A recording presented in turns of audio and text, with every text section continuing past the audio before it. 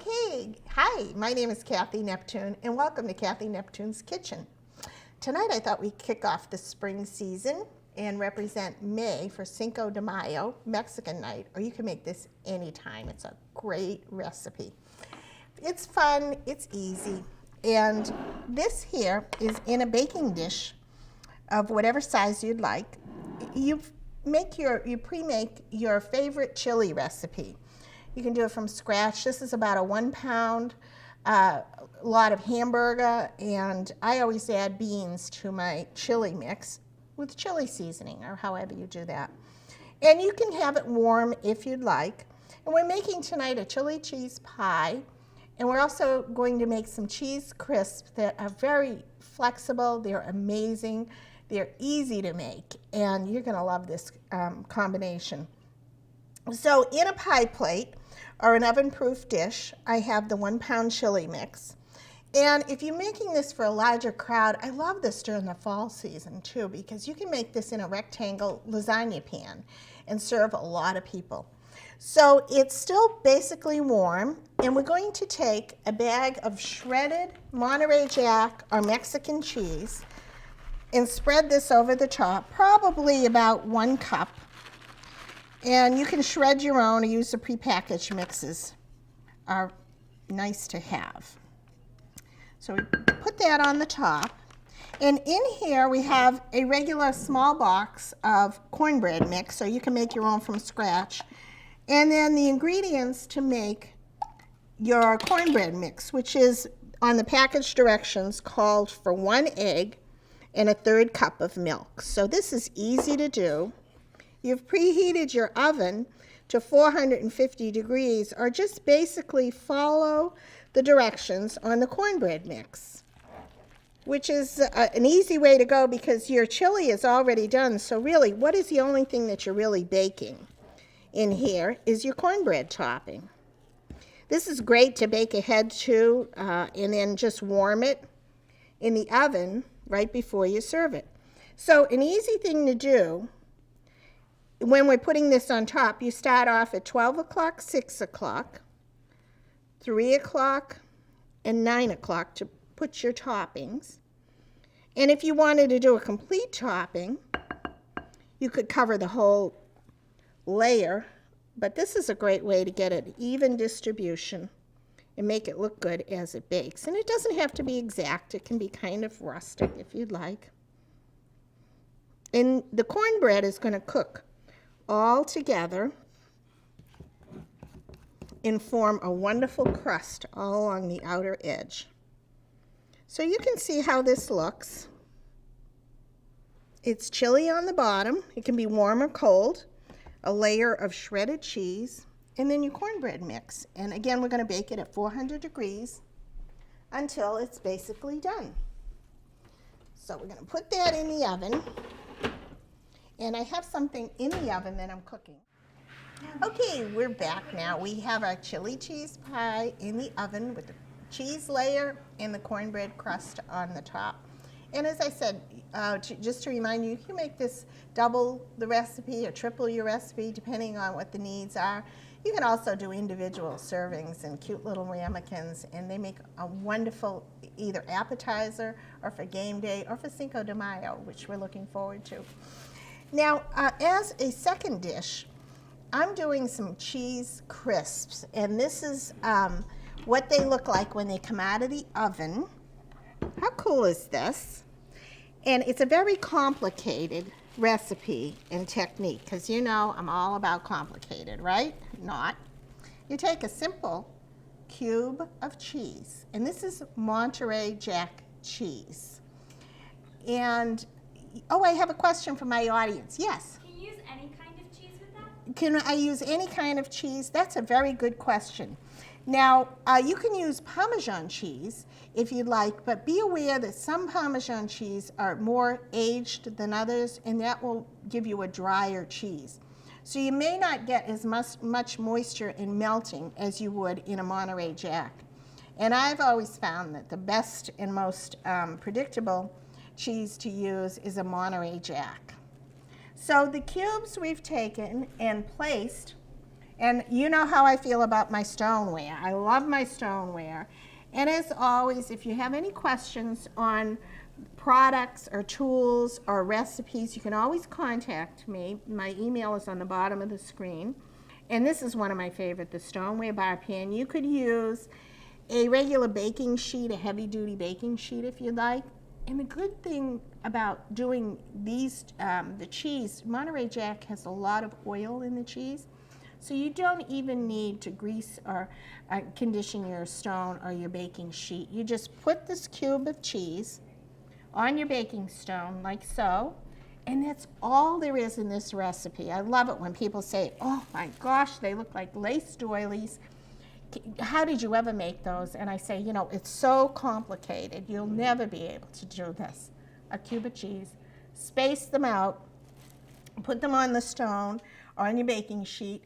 And just so you know, these just came out of the oven and they're still a little bubbly. And you bake them exactly, approximately, until they get brown around the edges.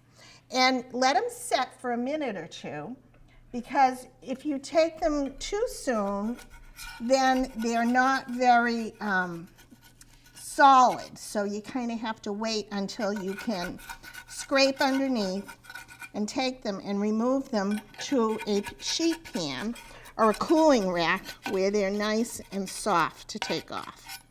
So we have several of these. Now, another fun thing to do, and this is how they come out, and you set them on a piece of tissue or a paper towel to drain. And another fun thing that you could do with these, of course, you do a larger piece, several slices, and you put together probably a hand's width around pieces of cheese, or you could do shredded cheese if you'd like. But if you use shredded cheese, then you don't get the nice rounded edges like you would on these. These are from the cubes, but you could do a shredded cheese. And if you do a larger piece about the size of your hand and take them and place it over an inverted bowl, then you get this wonderful cheese doily bowl. And it'll stand on its own on a nice platter. And with that, you take a beautiful salad and put it in the center. And what a great way to serve your salads in the summertime with a mesclun or a light green salad and present that on your table. It's beautiful. You could also make little cups by doing the same with these, the little cheese doily. And these taste like the perfect piece of that little cheese that comes off your grilled cheese sandwich. It's roasted, it's toasty. Sometimes when you're doing a wine and cheese party, I've done these in a large basket and served them as a cheese appetizer to go with your wine. You can do them ahead of time and seal them in a baggie, and they're fabulous. Now you can serve them just like this, but of course we're gonna do something fun and not too fancy. This is my new favorite, guacamole that comes in a pouch. They come in these little pouches. So if you don't want to open up a whole container of guacamole and use the whole thing, you can just use a little bit of this guacamole and you pipe it out onto your cheese doily like so. And if you don't want guacamole, you can use just sour cream. You can just do salsa like so. And I've just snipped the edges off the guacamole. And you can do with one pouch about 6 of these. So that's a good gauge of how much you can use. Then on top of that, I'm going to take a little bit of sour cream, put that on the top. And you know I love my decorator set. And they're just little bites of appetizers, like so. And then, if you want a little bit of color, I always put the little dab of salsa onto the side, and I can't even tell you how delicious this is and how colorful. And people are so amazed at how simple this is. I'm a big advocate, as you know, of having kids in the kitchen, and we're going to do on one of our upcoming segments, I have some very special guests that are going to come in, and we're going to do a Kids in the Kitchen segment, and you're going to love that. So these are our little cheese doily appetizers. sometimes I've also used the Monterey Jack cheese or pepper jack cheese, which is great in this as well. These are our little salad bowls, our lace doily bowls. I've done a larger one that's a little denser, and I've actually served chili in the cheese bowls as well. So use your imagination and have fun with this. But this is easy, fun, fabulous, and it's going to wow your guests. In a minute, we're going to take out our chili cheese pie out of the oven. It should be warm. You can serve it warm at room temperature, but this is a great casserole dish to bring to anywhere. You'd be proud to serve it. So we'll be back in a minute. Hi, we're back. Let's check our chili cheese pie and see if it's ready. Remember, the only thing you're baking in this, everything else is pre-done, and you just cook it as long as the recipe calls for the cornbread. So that's the temperature of your oven, and that's the length of time that you need to cook it. So let's check and see how this looks. This wasn't me, I'd be impressed. This looks pretty good. How would you like to serve this at your next dinner party or game day or Cinco de Mayo? You can see how the cornbread has baked evenly around the edge. It's hot and bubbly and reheated in the middle. And again, you could do any kind of topping that you'd like. You can do, when it cools down a little, because this here will melt, but you can serve this with a dollop of sour cream all around the edge, like so.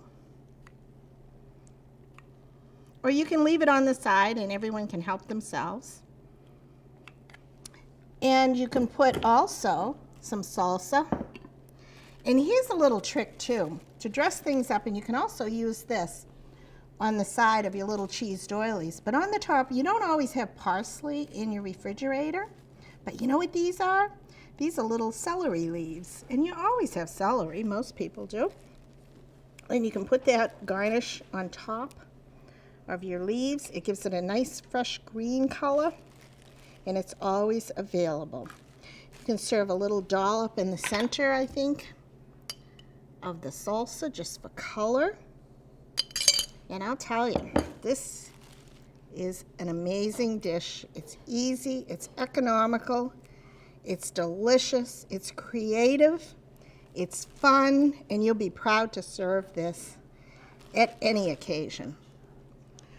Thank you for watching today. Be sure and email me with any questions for the details of this recipe and where to find the wonderful tools that go with it. I have one final question from the audience. Is it possible to make this in a low-fat version?